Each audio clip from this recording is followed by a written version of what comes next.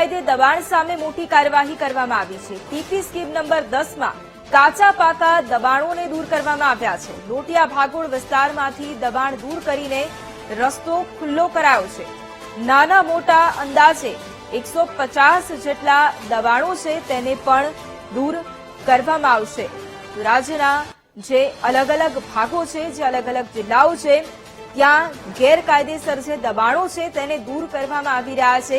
આણંદમાં પણ હવે ગેરકાયદે દબાણ સામે મોટી કાર્યવાહી કરવામાં આવી છે। ટીપી સ્કીમ નંબર 10 માં જે કાચા પાકા દબાણો છે તેને દૂર કરવામાં આવ્યા છે। લોટિયા ભાગોળ વિસ્તારમાંથી દબાણ દૂર કરીને રસ્તો ખુલ્લો કરાયો છે।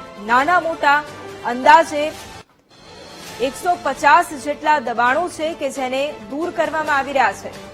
અને આજ મુદ્દે સંવાદદાતા ઘનશ્યામ ફોન લાઈન પર છે। ઘનશ્યામ, આણંદમાં ગેરકાયદે દબાણ સામે મોટી કાર્યવાહી હાથ ધરવામાં આવી છે। શું વધુ જાણકારી? અત્યાર સુધી કેટલા દબાણો પર બુલડોઝર ફર્યું છે?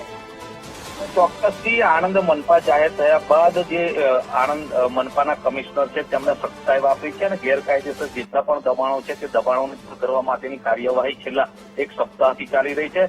મહત્વની વાત એ છે કે આજે મનપાની અંદર આવેલી ટીપી 10માં જે કાચા પાકા દબાણો હતા તે દૂર કરવાની કાર્યવાહી હાથ ધરવામાં આવી છે। ચુસ્ત પોલીસ બંદોબસ્ત સાથે હાલ જે દબાણ વિભાગની ટીમ છે તે તાકી છે અને જેસીબી તેમજ બુલડોઝરના માધ્યમથી તમામ જે દબાણો છે દૂર કરવામાં આવી રહ્યા। ત્યાં સાથે સાથે શહેરના અન્ય વિસ્તારોમાં પણ આગામી દિવસોમાં દબાણ દૂર કરવાની કાર્યવાહી હાથ ધરાશે।